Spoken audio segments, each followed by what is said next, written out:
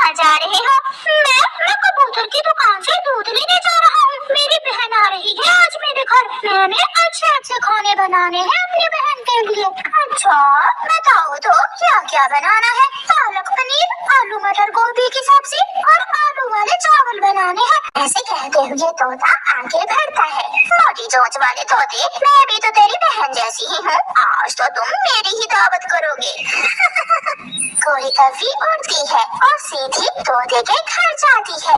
तरह तरह के खाने देखकर गोरी के तो मुंह में पानी आ रहा था। गोरी बिना सोचे खाना शुरू करती है। पालक पनीर की हंडिया तो गोरी पूरी ही खाली कर देती है और फिर उसे बाहर से किसी की आवाज सुनाई देती है।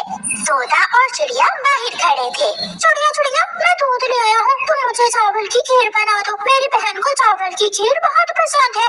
गोरी बातें सुनकर अलमारी के पीछे छुप जाती है। चिड़िया और तोता घर में आ जाते हैं। चिड़िया, तुम खीर बनाना शुरू करो, मैं आग जलाता हूँ। फिर चिड़िया खीर बनाना शुरू करती है। तोते, वो गोरी कभी तो नहीं मिली कहीं। जब मैं दूध लेने जा रहा था तो वो मुझे रास्ते में मिली थी। जब मैंने उसे बताया कि मेरी बहन आ रही है तो चल गई सुन के। जैसी वो ऊपर से काली है ऐसी ही उसकी सोच भी काली है। गोरी कभी अलमारी के पीछे सब सुन रही थी। चिड़िया चिड़िया, ये क्या हुआ? मैंने अभी थोड़ी देर पहले पालक पनीर बनाकर यहाँ रखा था, वो नहीं है। कहाँ गया मेरा पालक पनीर? तोते, जल्दी से उस काली कौवी के घर जाओ, जरूर वही चुरा कर ले गई होगी। तोता डंडा उठाकर गोरी कौवी के घर जाता है। गोरी गोरी, तुम कहाँ हो? बाहर आओ। तोते तोते, क्यों शोर मचा रहे हो? क्या बात है? तुम्हारी पत्नी मेरे घर से पालक पनीर चुरा कर ले आई है। वो तो सुबह से बाहर गई हुई है, अभी तक लौट कर नहीं आई। मुझे क्या मालूम वो कहाँ है? चिड़िया का ध्यान दूसरी तरफ था और गोरी कौवी आहिस्ता आहिस्ता अलमारी के पीछे से निकलकर दरवाजे की तरफ जाती है। वो बहुत डरी हुई थी। चिड़िया गोरी को देखकर डर जाती है। कौन हो तुम? अरे गोरी गोरी, तुम यहाँ क्या कर रही हो? तभी बाहर से तोता भी आ जाता है। पकड़ ली तोते, ये गोरी कौवी तो अलमारी के पीछे छुपी हुई थी। चिड़िया, मुझे जाने दो, ये मुझे बहुत मारेगा, प्लीज मुझे बचा लो। मैं भी कहूँ, मेरा पालक पनीर किसने खाया है? देखता हूँ तुझे। तोता डंडे से गोरी कौवी की खूब पिटाई करता है। बचाओ बचाओ बचाओ। अरे, ये तो गोरी की आवाज है। ये कौन पीट रहा है उसे? जल्दी से कौवा अपने घर से बाहर निकलता है और गोरी की आवाज के पीछे पीछे तोते के घर तक पहुंच जाता है। कालू जी, मुझे बहुत मारा है। इस तोते के बच्चे ने मुझे बहुत मारा है। बताओ, फिर चोरी करोगी मेरे घर में? बड़ी चोंच वाले, तेरी इतनी हिम्मत कि तू मेरी गोरी भतीजी को मारे? अबे भैया, जब गोरी दूसरों के घरों में चोरियां करेगी तो ऐसे ही पिटेगी। निकल जाओ मेरे घर से दोनों। देख लूंगा तुझे मैं। कालू जी, इसकी बड़ी चोंच ही तोड़ देना। कौवा और कौवी गुस्से में वहाँ से चले जाते हैं। अभी 2 दिन ही गुजरे थे। गोरी को तो चोरी करने की आदत थी। आज वो कबूतर चाचा की दुकान के पास जाकर बैठ जाती है। गोरी, तुम बताओ क्या लेना है? कबूतर चाचा, मैं अपने पति कालू कौवे का इंतजार कर रही हूँ, वो पैसे लेकर आ रहा है। कबूतर अपने कामों में लग जाता है और गोरी आहिस्ता आहिस्ता से कबूतर के थैले से चावल निकाल कर अपने थैले में डालने लगती है। पीछे से बुलबुल आकर उसे देख लेती है। कबूतर वो गोरी कौवी तुम्हारे चावल चोरी कर रही है। कबूतर शोर मचाता है। चोर, पकड़ो चोर को। गोरी को पकड़ लेते हैं। चाचा कबूतर, मुझे माफ कर दो। नहीं, इस बार तुझे माफी नहीं बल्कि सजा मिलेगी। फिर कबूतर पुलिस को बुला लेता है। पुलिस आ जाती है। कबूतर चाचा, मुझे खुद मार लो, डंडे से मार लो तोते की तरह, मगर मुझे पुलिस को मत देना, मुझे पुलिस से बहुत डर लगता है। छोड़नी, अब तो तू सारी उम्र जेल में गुजारेगी ताकि दूसरे पक्षी तुमसे सुरक्षित रह सकें। फिर पुलिस गोरी कौवी को पुलिस वैन में डालकर ले जाती है और गोरी कौवी जेल चली जाती है। टुन्नू और रानू ने घर से भागकर शादी की थी क्योंकि टुन्नू के माता पिता इस शादी से नाराज थे। धीरे धीरे उनकी 3 बेटियां हो गई। जिंदगी अच्छे से गुजर रही थी। सुनो रानू, तुम बच्चियों की देखभाल करो, मैं दाना ढूंढने जंगल में जा रहा हूँ। ठीक है जी, आप जाए, लेकिन जल्दी घर आ जाइएगा। पता नहीं क्यों आज मेरा जी बहुत घबरा रहा है। रानू, बस मैं यूँ गया और यूँ आया, तुम घबराना नहीं, बच्चियों का ख्याल रखना। ये कहकर टुन्नू चला जाता है और लौटकर कभी घर वापस नहीं आता। उसे एक शिकारी पक्षी ने अपना शिकार बना लिया था। समय बीतने लगा। रानो किसी तरह अपना और अपनी बेटियों का पेट पालने लगी। दिन गुजरने लगे, लेकिन रानो चिड़िया कर्ज में डूबी जा रही थी और एक दिन उसका घर भी इस कर्ज के भेंट चढ़ गया। रानो और उसकी बेटियां सड़क पर आ गई थी। अब मैं कहाँ जाऊँ? पति को तो ऊपर वाले ने छीन लिया, घर को साहूकार ने। मैं जाऊँ तो कहाँ जाऊँ? हे ऊपर वाले, तू ही कुछ करिश्मा दिखा। तभी गुड़िया रानो को चिंतित देखकर कहती है, माँ आप तो हमेशा कहती थी ना हमारी दादी है, तो हम दादी के घर चलते हैं ना। हाँ गुड़िया बेटा, मैं भी वही सोच रही हूँ, तुम्हारी दादी के पास चलते हैं। फिर रानो चिड़िया अपनी बेटियों को लेकर अपने ससुराल के लिए निकल जाती है। रानो अब भी रास्ते में ही थी, तभी तेज बारिश शुरू हो जाती है। ससुराल पहुंचकर रानो ने घर का दरवाजा खटखटाया।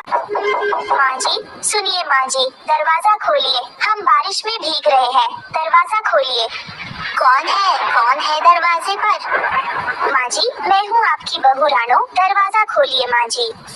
रानो, अरे कलमुही कुलक्षणी, तू यहाँ क्या करने आई है? जा भाग जा यहाँ से। ना मैं तेरी माँ जी हूँ, ना तू मेरी बहू, तुझे मैं नहीं जानती, चल दफा हो यहाँ से। माँ जी मुझ पर न सही अपनी पोतियों पर तो रहम कीजिए। माँ जी बारिश बहुत तेज है, कृपा करके हमें घर के अंदर आने दीजिए। अच्छा, तो तू मेरे घर के अंदर अपनी बेटियों के साथ आएगी और अंदर आकर मुझे भी मारना चाहती है? मेरे बेटे को तो मुझसे छीन कर ले गई, फिर तू किस मुंह से यहाँ आई है? चली जा यहाँ से। रानो चिड़िया दरवाजे पर खड़ी आंसू बहा रही थी। मम्मा दादी ने तो दरवाजा खोला ही नहीं, अब हम कहाँ जाएंगे? बच्चों ऊपर वाला हमारी परीक्षा ले रहा है, चलो कहीं और चलते हैं, कोई तो हम बेसहाराओं का सहारा देगा। घबराओ नहीं, तुम्हारी माँ है ना, सब ठीक कर देगी। रानो अपनी बेटियों के साथ एक डाल पर बैठ जाती है और तीनों बेटियां भूखी भी थी लेकिन चुप थी। बच्चों यहाँ बारिश का पानी नहीं आ रहा है, जैसे ही बारिश रुकेगी मैं अपना घर बना लूंगी। कितनी समझदार हो गई है मेरी बेटी, भूख में भी अपनी माँ की मजबूरी को समझ रही है। तभी रानो ने देखा एक डाल पर एक पक्षी अपने सामान के साथ बैठी हुई थी। इतनी तेज बारिश में आप कहाँ जा रही हो? मैं पास वाले जंगल जा रही हूँ, वहाँ बारिश नहीं हो रही है। मैंने सुना है वहाँ खाने को भोजन भी बहुत सारा है। इस जंगल में तो रोज बारिश हो रही है। तेज बारिश की वजह से मेरा घर टूट गया है, पता नहीं यह बारिश कब रुके। चिड़िया बहन अब तुम बताओ, तुम बच्चों के साथ इतनी तेज बारिश में यहाँ क्यों बैठी हो? रानो चिड़िया उसको सारी बात बताती है। क्या बताऊं बहन, मुझ जैसी बदनसीब माँ तो कोई नहीं होगी इस जंगल में। अपने बच्चों का तक पेट ना भर सकी, घर भी साहूकार ने छीन लिया, पति को तो पहले ही ऊपर वाले ने अपने पास बुला लिया। चिड़िया बहन तुम भी चलो मेरे साथ, वहाँ तुम्हें कुछ न कुछ सहारा जरूर मिलेगा। फिर रानो अपने बच्चों को लेकर दूसरे जंगल में आ गई। यहाँ भोजन भी बहुत ज्यादा है, वो देखो मम्मा, उस पेड़ पर कितने सारे गुलाब खिले हुए हैं। मैं तो गुलाब तोड़ने जा रही हूँ। रुक जा गुड़िया बेटी, किसी भी फूल को नहीं तोड़ते, ये जंगल भी तुम्हारे लिए अनजान है, ऐसे में तुम्हें नहीं जाना चाहिए बिटिया। लेकिन गुड़िया कहाँ सुनने वाली थी। अभी थोड़ा समय ही बीता था कि गुड़िया के चीखने की आवाज आने लगती है। माँ मुझे सांप ने काट लिया, मम्मा बहुत तेज दर्द हो रहा है। बिटिया की आवाज सुनकर रानो दौड़कर उसके पास जाती है। गुड़िया अपनी आंखें खोलो, अपनी आंखें खोलो गुड़िया। ऊपर वाले मेरे पति को तो मुझसे समय से पहले ही छीन लिया, अब मेरी बेटी को ना छीनना मुझसे। गुड़िया मेरी लाडो आंखें खोल गुड़िया। तभी गुलाब के पौधे से आवाज आती है, चिड़िया मत रो, चिड़िया तुम्हारी बेटे की मौत सांप के काटने की वजह से हो गई है। मैं एक जादुई गुलाब का पेड़ हूँ, मैं अभी तुम्हारी बेटी को ठीक कर देता हूँ। मैं जानता हूँ बच्चों के मरने का दुख क्या होता है। गुलाब के पेड़ जी, मेरा कोई घर नहीं है, मैं अभी दूसरे जंगल से आई हूँ। कुछ समय पहले मेरे पति को भी ऊपर वाले ने मुझसे छीन लिया।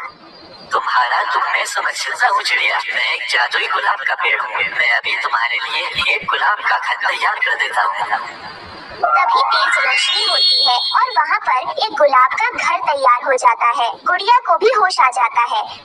गुड़िया तुम ठीक तो हो ना? जादुई गुलाब के पेड़, ये गुलाब का घर तो बहुत सुंदर है, आपका बहुत बहुत शुक्रिया। मैं आपका ये एहसान कभी नहीं भूलूंगी। जब किसी अपने मेरे साथ नहीं दिया तब आपने मुझ गरीब को आसरा दिया।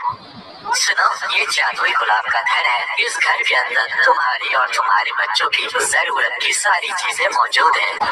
फिर रानो चिड़िया अपनी तीनों बेटियों के साथ गुलाब के घर में खुशी खुशी रहने लगती। कुकू बेटा मैं अभी सब्जी लेकर आती हूँ। मम्मा आलू लाना, मैं आज आलू खाऊंगा। हाँ, मैं आज आलू लेने ही जा रही हूँ। चिड़िया गोरी कवि की सब्जी की दुकान पर जाती है। गोरी बहन, आलू का क्या भाव है? चिड़िया, आलू तो खत्म हो गए हैं, तुम ये टमाटर ले जाओ। नहीं, मेरा कुकू तो आज आलू ही खाना चाहता है। ये टमाटर सस्ते भी हैं और ताजे भी। चिड़िया, 100 रुपए में सारे ही ले जाओ। नहीं गोरी बहन, मैं किसी और दुकान से आलू ले लेती हूँ। छोटी चिड़िया, कितनी बार प्यार से मैंने कहा है तुमसे ये टमाटर ले लो, और तुम है कि मानती ही नहीं। चल ले ये टमाटर, तू आज टमाटर ही खाएगी, वरना मुझसे मार खाएगी तू। ये कैसी जबरदस्ती है, मुझे टमाटरों की जरूरत नहीं है। मगर डरा धमका कर गोरी कवि भी अपने टमाटर चिड़िया को बेच ही देती है। सारा दिन सब्जी बेचने के बाद गोरी कवि घर जाती है। उठ जा आलसी कालू, अब तो रात फिर से होने वाली है। मेरी मोटरसाइकिल के लिए पैसे बने क्या? सब्जी बेचने से इतनी कमाई नहीं होती, जो बचता है उससे घर का राशन ही पूरा होता है। अगर मैं तुझे फ्री में सब्जी ला कर दूं, तो फिर क्या तुम मुझे मोटरसाइकिल के लिए पैसे दे दोगी? फ्री में सब्जी? क्या तेरे बाप के सब्जी के खेत हैं? हाँ, मेरे बाप के ही समझो। फिर दूसरे दिन सुबह सवेरे ही कालू कौवा इंसानों की बस्ती में जाता है। वो किसान के खेत में जाकर छुप कर बैठ जाता है और अपनी टोकरी में किसान की सब्जियां चुरा चुरा कर रखने लगता है। वो थोड़ी ही देर में टमाटर, प्याज और भिंडी चुरा लेता है। किसान थोड़ी दूर काम कर रहा था, उसे पता ही नहीं चलता और कौवा किसान की सब्जी चुरा कर भाग जाता है। मैं ले आया गोरी, लो अब ये सब्जी तुम सस्ते भाव में ही बेच दो।